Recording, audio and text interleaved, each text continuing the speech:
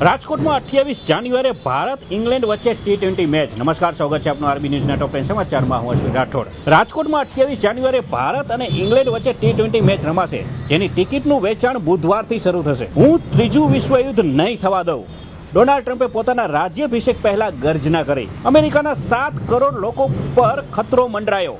હવામાન વિભાગે બર્ફીલા તોફાનનું એલર્ટ આપ્યું। હમાસ સાથે યુદ્ધ વિરામ કરાર બાદ નેતન્યાહુના કેટલાક મંત્રીઓએ રાજીનામું આપ્યું। ઇન્સ્ટાગ્રામે રીલ્સનો સમય વધાર્યો। હવે યુઝર્સ 3 મિનિટ લાંબો વિડીયો અપલોડ કરી શકશે। મોહમ્મદ સાહેબનું અપમાન કરવા બદલ ઈરાનની કોર્ટે ઈરાનના પોપ ગાયક અમીર હુસૈનને ફાંસીની સજા ફટકારી। જમ્મુ કાશ્મીરમાં રહસ્યમય મૃત્યુનો આંક વધીને 17 પર પહોંચ્યો। ગુજરાત વિધાનસભાનું સત્ર 19 ફેબ્રુઆરીથી શરૂ થશે। 20 ફેબ્રુઆરીએ રાજ્યનું બજેટ રજૂ થશે। ટ્રાઈએ સિમ કાર્ડના નિયમમાં બદલાવ કર્યો। હવે 20 રૂપિયામાં 120 દિવસની વેલિડિટી મળશે। ઉત્તરાખંડના ધામી કેબિનેટનો મોટો નિર્ણય।